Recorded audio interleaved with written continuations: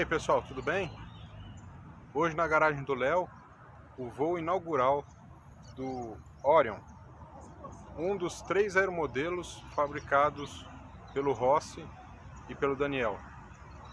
Confere no vídeo aí a história desses 3 modelos: Antares, Summer e Orion.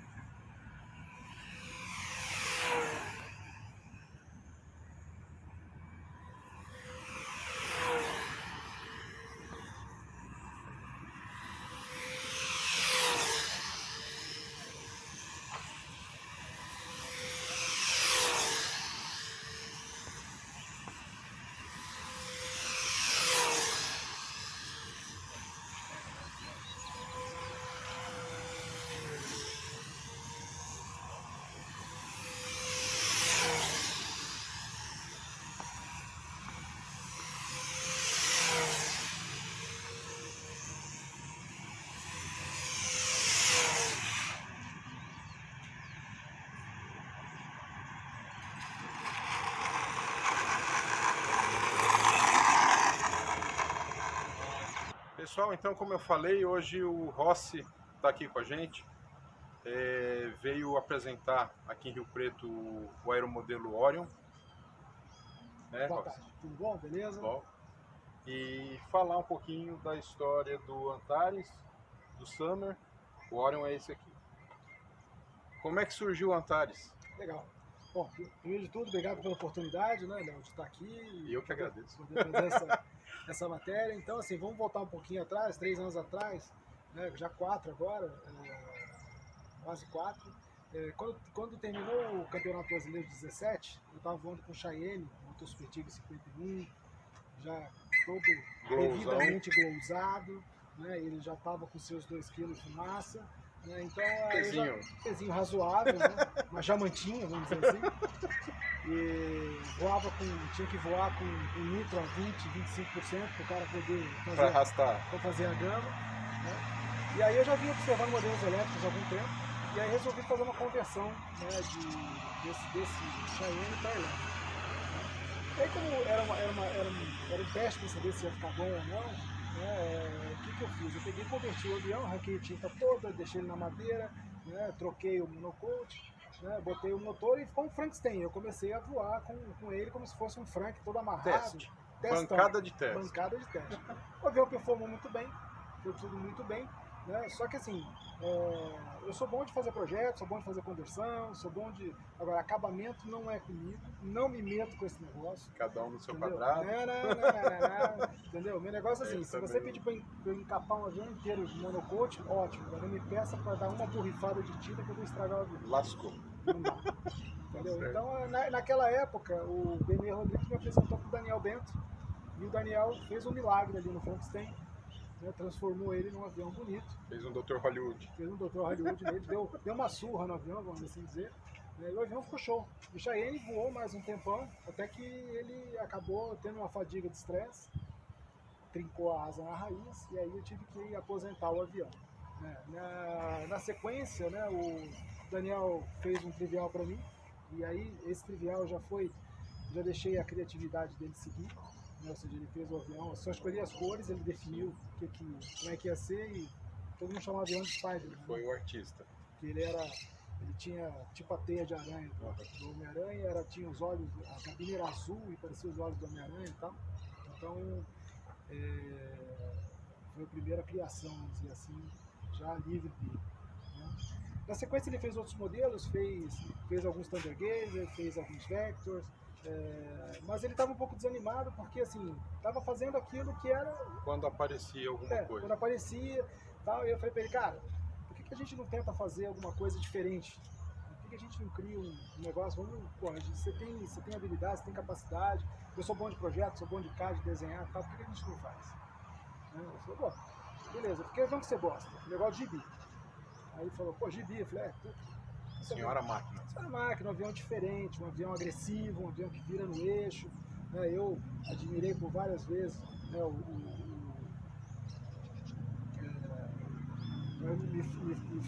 me foge o nome dele lá, Mr. Captain. Ah, o Thomas? Thomas Case.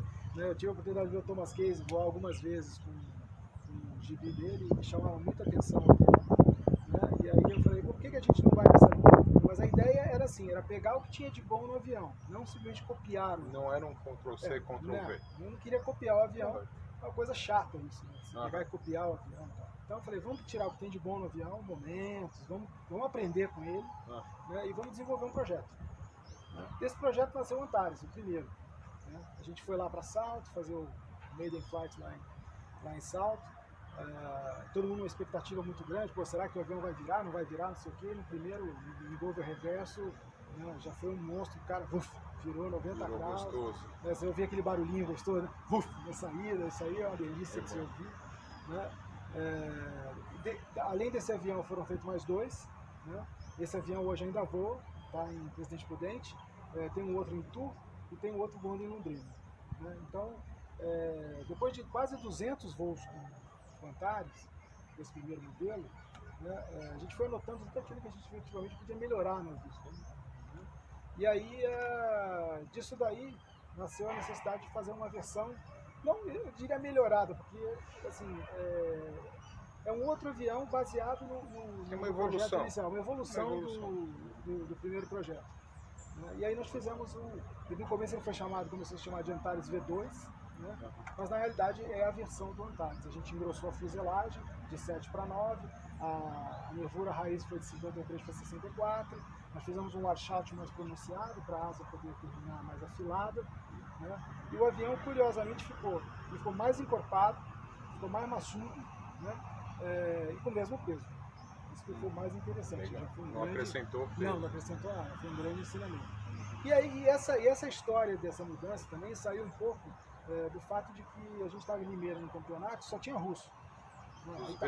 Os gringos lá, tinha Shark, tinha o EA4, tinha o GB e tal. Aí eu peguei o Antares e botei no meio dos gringos para ver como é que ele saía ali no meio. E aí parecia um franguinho, né? Os aviões encorpadão e tal. O primeiro, né? O primeiro. Ele parecia um franguinho. Aí eu falei assim, Daniel, o cara é um galeto no meio dos outros aviões, ele não aparece, né? E daí que saiu esse projeto, né? Hoje você pode ver um Antares ali, ele bem mais encorpado, né?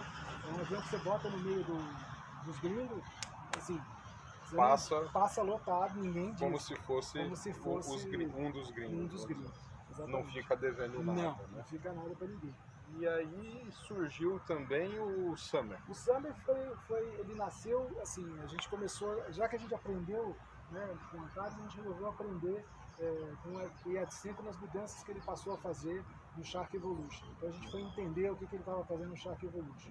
Ele aumentou corda média de asa, aumentou corda média de profundor, mudou o balancinho de posição. Então a gente pegou todos esses ensinamentos e trouxe o Summer e assim, estilizamos o Summer baseado no Shark Evolution. Ele também não é uma cópia. Se você for olhar o Shark Evolution e for olhar o Summer, tem algumas semelhanças, mas assim, ele tem a sua identidade própria. Eles são semelhantes. São semelhantes. Não são iguais. Não são iguais, exatamente. Tá certo. E depois agora... O Orion, que foi o caçula, né, que veio agora. O caçulinha, por incrível que pareça, né, esse Orion levou um ano quase para ficar pronto. O Summer passou na frente dele. Mas é um projeto que começou em fevereiro do ano passado e ficou pronto agora. Então ele levou praticamente um ano para ficar pronto. E ele nasceu assim, eu sempre tive uma fascinação pelo K10. Né? Lindo. É lindo. Né? Sempre gostei do Classic, mas não da versão atual. O antigo. O primeiro Classic sempre me chamou muita atenção. E tem o Roma, né? Que é uma versão tropicalizada, né? do Classic. E aí nós pegamos assim, tudo que tinha de bom em projeto, os 3 projetos, e transformamos no Orion. Se você olhar para o Orion detalhadamente, você vai falar assim, pô, ele tem o trem de pouso do K10, tem a cauda do K10, a cabine já é do Roma, né? Já tem um toque nosso ali, com aquelas entradas de ar, com aquelas bochechas que não existem no original. E dá uma assim, um acabamento, uma né? cara, E dá uma cara né? mais agressiva também. Uma cara mais moderna num avião que foi projetado na década de 80, acho, final dos anos 80. Exatamente. E acho que foi o primeiro avião que foi com asa desmontável. Primeiro avião com asa desmontável, exatamente. Legal. E você trouxe ele para...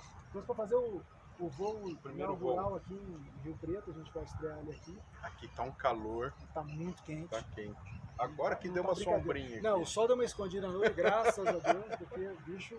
Legal. E esses aviões, eles são construídos de forma manual, totalmente manual, são 100% artesanal. artesanais, são construídos em balsa, entelados com monocoat, acabamento em tinta poliéster, em verniz PU.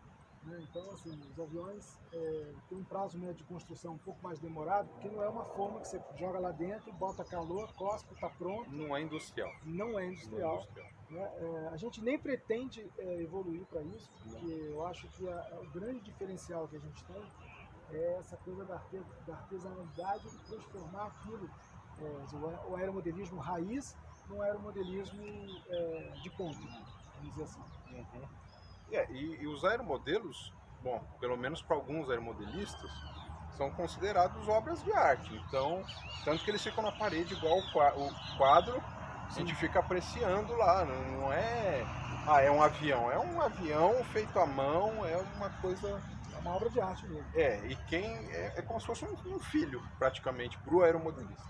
Inclusive tem um Antares, da primeira série, que está pendurado na parede de alguém, não vou falar quem, mas está lá pendurado e nunca voou. Tá vendo? E nunca voou. Então, e hoje, como é que tá, se a pessoa quiser adquirir um desses aviões?